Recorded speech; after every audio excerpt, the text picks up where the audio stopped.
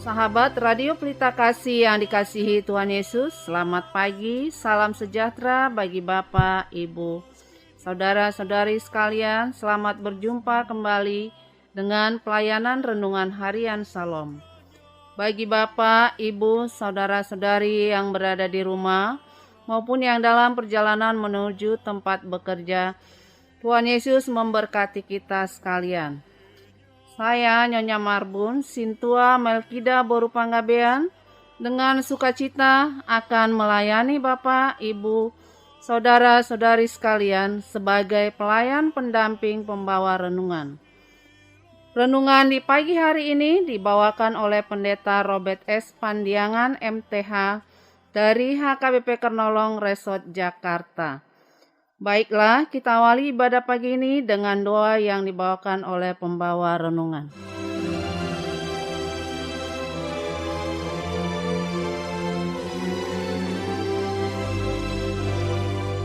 Baik, mari kita bersatu di dalam doa.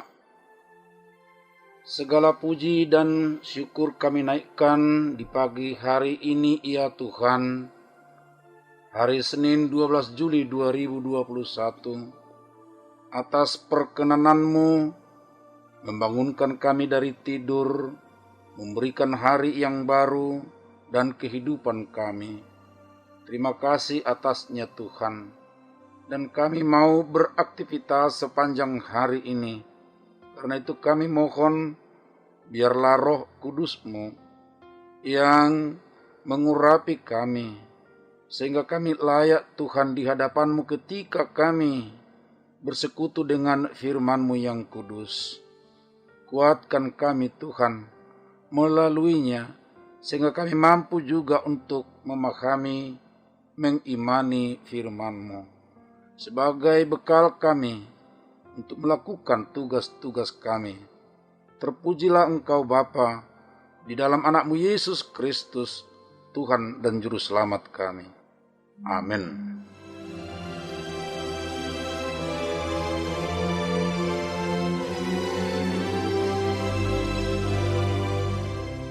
Renungan bagi kita hari ini tertulis dalam kitab 2 Samuel 6 ayat 6 sampai 23. 2 Samuel 6 ayat 6 sampai 23, beginilah firman Tuhan.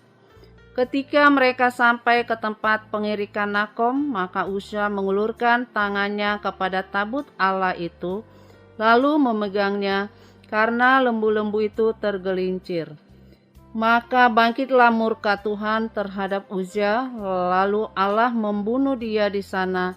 Karena ketedorannya itu ia mati di sana dekat tabut Allah itu. Daud menjadi marah karena Tuhan telah menyambar Uzza demikian hebatnya. Maka tempat itu disebut orang Peres Uzza sampai sekarang. Pada waktu itu Daud menjadi takut kepada Tuhan, lalu katanya, "Bagaimana tabut Tuhan itu dapat sampai kepadaku?" Sebab itu Daud tidak mau memindahkan tabut Tuhan itu ke tempatnya, ke kota Daud, tetapi Daud menyimpang dan membawanya ke rumah Obed-Edom orang Gad itu. 3 bulan lamanya tabut Tuhan itu tinggal di rumah Obed-Edom orang Gad itu, dan Tuhan memberkati Obed-Edom dan seisi rumahnya. Diberitahukanlah kepada Raja Daud, demikian Tuhan memberkati seisi rumah Obed-Edom dan segala yang ada oleh karena tabut Allah itu. Lalu Daud pergi mengangkut tabut Allah itu dari rumah Obed-Edom ke kota Daud dengan sukacita. Apabila pengangkat-pengangkat tabut Tuhan itu melangkah 6 langkah, maka ia mengorbankan seekor lembu dan seekor anak lembu gemukan. Dan Daud menari-nari di hadapan Tuhan dengan sekuat tenaga. Ia berbaju efod dari kain lenan. Daud dan seluruh orang Israel mengangkut tabut Tuhan itu dengan diiringi sorak dan bunyi sangkakala. Ketika tabut Tuhan itu masuk ke kota Daud, maka Mikal, anak perempuan Saul, menjenguk dari jendela, lalu melihat Raja Daud meloncat-loncat serta menari-nari di hadapan Tuhan. Sebab itu, ia memandang rendah Daud dalam hatinya. Tabut Tuhan itu dibawa masuk, lalu diletakkan di tempatnya, di dalam kemah yang dibentangkan Daud untuk itu. Kemudian Daud mempersembahkan korban bakaran dan korban keselamatan di hadapan Tuhan. Setelah Daud selesai mempersembahkan korban bakaran dan korban keselamatan, diberkatinya lah bangsa itu demi nama Tuhan semesta alam. Lalu dibagikannya kepada seluruh bangsa itu, kepada seluruh khalayak ramai Israel, baik laki-laki maupun perempuan, kepada masing-masing sekutel roti bundar, sekerat daging, dan sepotong kue kismis. Sesudah itu pergilah seluruh bangsa itu masing-masing ke rumahnya. Ketika Daud pulang untuk memberi salam kepada seisi rumahnya, maka keluarlah Mikal binti Saul mendapatkan Daud. Katanya, betapa raja orang Israel yang menelanjangi dirinya pada hari ini di depan mata budak-budak perempuan para hambanya, merasa dirinya terhormat pada hari ini, seperti hina dengan tidak malu-malu menelanjangi dirinya. Tetapi berkatalah Daud kepada Mikal, di hadapan Tuhan yang telah memilih aku dengan menyisihkan ayahmu dan segenap keluarganya untuk menunjuk aku menjadi raja atas umat Tuhan, yakni atas Israel, di hadapan Tuhan aku menari-nari. Bahkan aku akan menghinakan diriku lebih daripada itu. Engkau akan memandang aku rendah, tetapi bersama-sama budak-budak perempuan yang kau katakan itu, bersama-sama merekalah aku mau dihormati. Mikal binti Saul tidak mendapat anak sampai hari matinya. Demikian firman Tuhan. Ayat pembimbing bagi kita adalah dari ayat 11. 3 bulan lamanya tabut Tuhan itu tinggal di rumah Obed-Edom orang Gad itu, dan Tuhan memberkati Obed-Edom dan seisi rumahnya.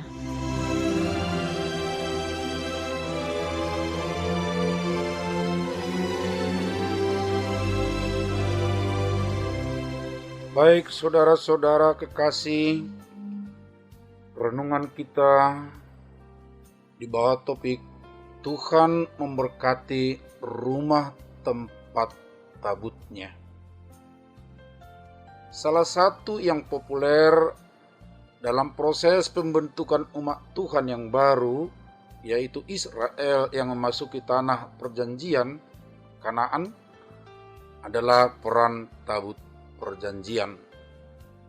Isi dari tabut perjanjian itu adalah 2 loh batu yang bertuliskan ke-10 hukum Tuhan yang diterima Musa, kemudian tongkat Harun dan manna. Peran tabut perjanjian ini merupakan simbol kehadiran Tuhan dalam perjalanan panjang umat Israel.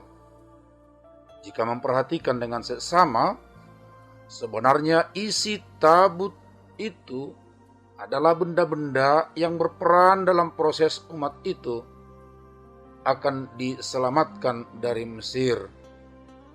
Misalnya tongkat, kemudian tanda hukum Tuhan yang akan memelihara eksistensi mereka sebagai bangsa yang besar, yaitu hukum Tuhan yang akan diterapkan dalam kebersamaan mereka. Dan yang ketiga adalah manna, yaitu benda aneh yang belum pernah ada sebelumnya, tetapi diadakan oleh Tuhan menjadi bahan pokok makanan untuk umat itu dalam perjalanan yang lama. Biasanya saudara-saudara, tabut ini akan diletakkan di tempat khusus dalam kemah suci selama masa perjalanan itu. Namun setelah mereka mulai menduduki Kanaan dan berkembang menjadi suatu kerajaan, tabut perjanjian itu pernah berada di Silo selama 369 tahun, dirampas oleh bangsa Filistin kemudian. Namun mendatangkan celaka bagi mereka.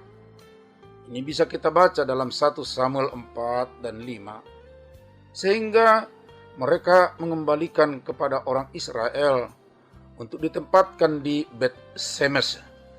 Di 1 Samuel 6, saudara-saudaraku, bisa kita tekuni membacanya. Di sini pun tabut sering mendatangkan kematian bagi siapa saja yang berupaya membuka untuk melihat isinya. Sehingga tabut itu dipindahkan dan ditempatkan di Kiryat Yearim selama 20 tahun. 1 Samuel 7 ayat 2. Setelah itu, Raja Daud membawanya dari rumah Abinadab ke Yerusalem. Tetapi dia tidak mau menyimpan di rumahnya.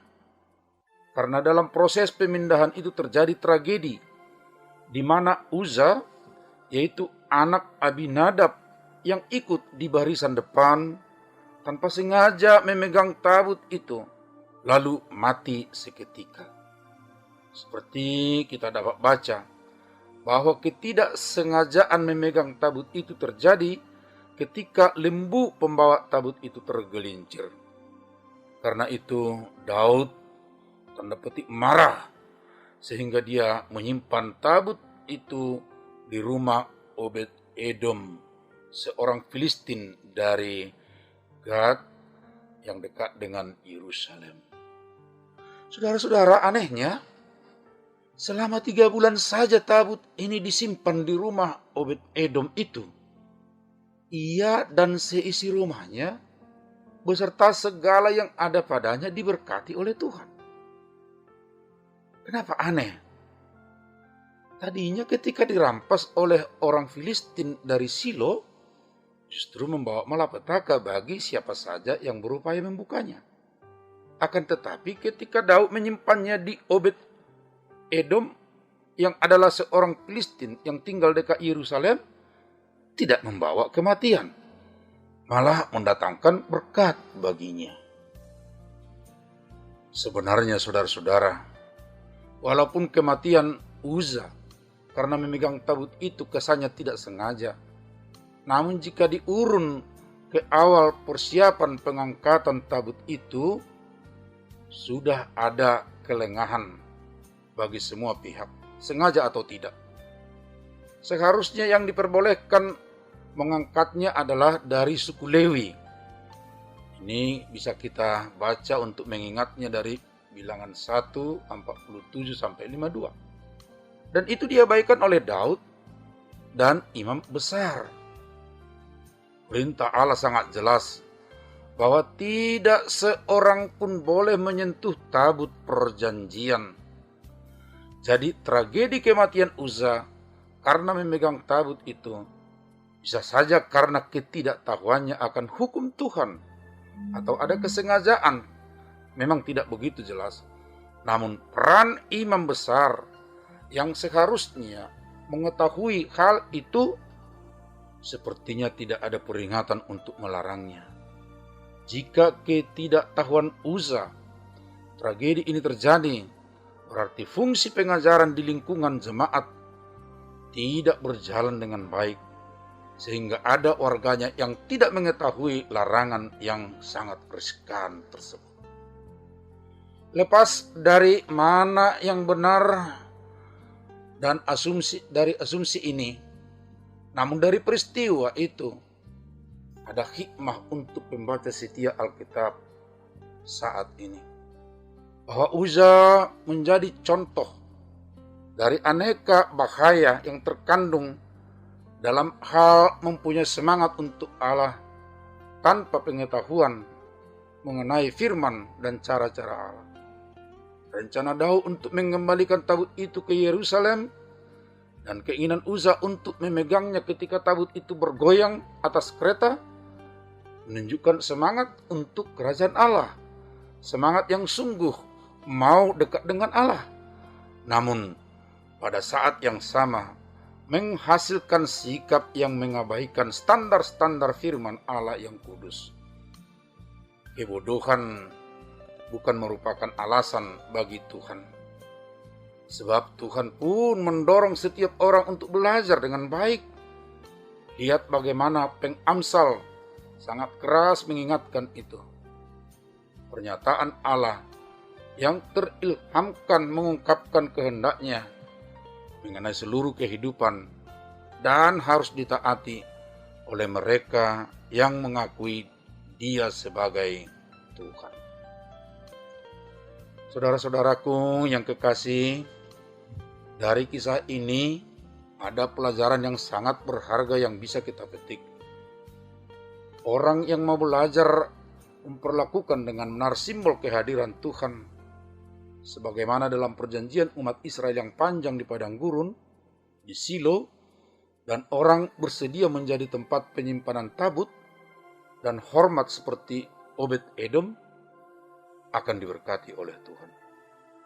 Tapi sebaliknya, saudara-saudaraku, mereka yang menyambut dan memperlakukannya secara salah seperti Filistin yang merampas dan Uza yang tidak hormat kepada hukum atau peraturan yang berkaitan dengan simbol kehadiran Tuhan, bisa mengalami celaka. Karena itu, saudaraku, marilah kita semua dalam sikap dan tindakan menghormati hadirat Tuhan dimanapun dan kapan saja. Kita tidak berkata bahwa masa pandemi yang jelas akhirnya sebagai murka Tuhan. Namun, dengan kejadian seperti ini pun kita harus lebih hormat dan taat kepadanya. Sebab kita tahu sekarang, sikap hormat dan taat kepada ketentuan atau peraturan dari Tuhan akan membawa berkat. Ingat saudara-saudaraku, dimanapun dan kapan saja Tuhan ada di situ, hadir bagi kita dan hendak memberi berkat. Karena itu sambutlah dengan cara yang benar. Dan satu hal lagi yang tidak boleh kita abaikan, bahwa pemerintah yang sah adalah yang ditetapkan oleh Allah, sehingga kita harus taat pada peraturan yang dibuatnya. Khususnya di masa pandemi ini, peraturan itu adalah protokol kesehatan dan keputusan yang mengaturkan bentuk dan sifat kegiatan selama masih ada pandemi virus Corona 19. Taat kepada Tuhan dan para hambanya akan membawa berkat yang menghidupkan dan sukacita. Tidak taat, risiko kematian menanti kita semua. Karena itu, sambut, hormat, dan dekatlah dengan Tuhan. Amin, mari kita berdoa.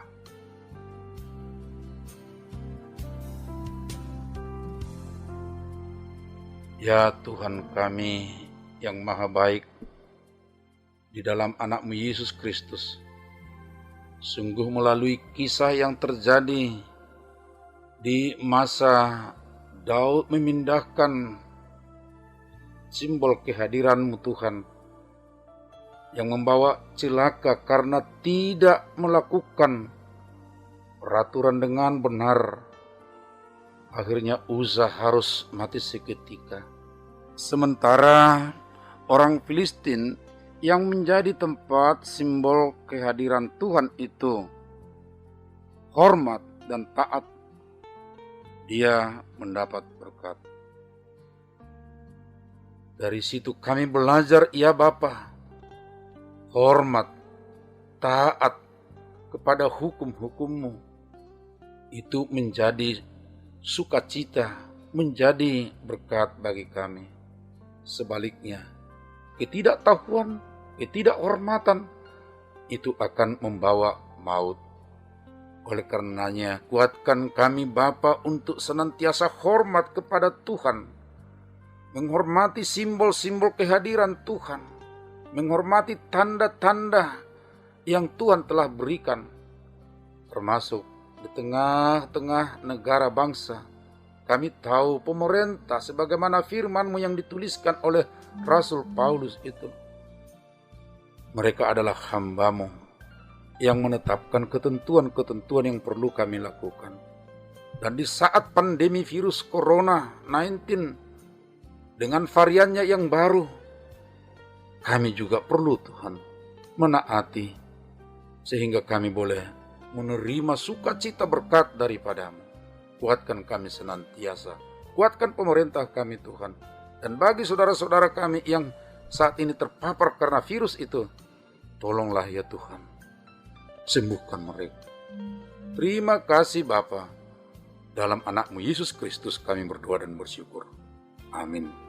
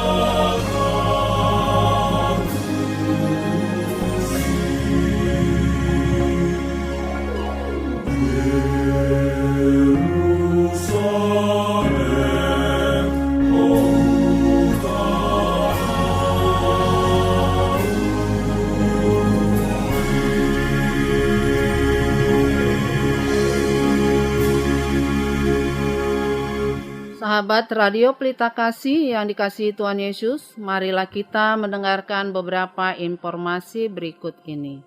Bila Anda ingin merespon renungan pada pagi hari ini, dapat menghubungi Amang Pendeta Robert S. Pandiangan MTH dengan nomor telepon 0813 7703 7714.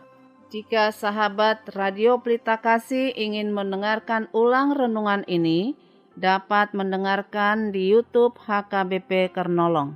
Renungan Harian Salom ditulis oleh para hamba Tuhan dari berbagai gereja. Saat ini didistribusikan melalui online.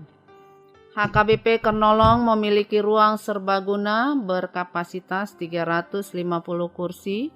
Bisa dibagi menjadi 100 kursi, 150 kursi, dan 200 kursi.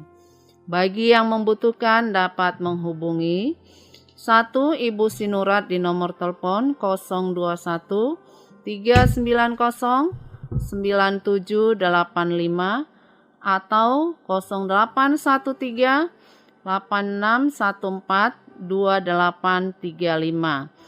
Yang kedua, Ibu Sintua Nyonya Lumban Raja Boru Situmorang di nomor telepon 0821 1470 7797. jam ibadah dan gembala. Sehubungan dengan pemberlakunya PPKM Mikro Darurat dari tanggal 3 sampai 20 Juli 2021, ibadah dilaksanakan secara online atau live streaming dan dapat diikuti di channel YouTube HKBP Kernolong jam 9.30 WIB. Digembalakan oleh Pendeta Robert S. Pandiangan MTH, Pendeta Sahat Parulian Nababan STH, Bibel Pro Juliani Boru Tarihoran. Bagi Anda yang ingin didoakan dapat menghubungi Sintua Hotmatiur Boru Manurung, Nyonya Tampu Bolon di nomor telepon 0878 7547 8383. Segenap pengurus renungan harian Salom menyampaikan salam kasih kepada seluruh pendengar setia dan pendukung acara ini. Kepada jemaat Tuhan interdenominasi dan seluruh jemaat HKBP dimanapun berada, dan juga kami menghimbau kepada seluruh pendengar Radio Pelita Kasih agar senantiasa melakukan protokol kesehatan yang dianjurkan oleh pemerintah. Kiranya Tuhan Yesus senantiasa memberkati kita semua. Horas.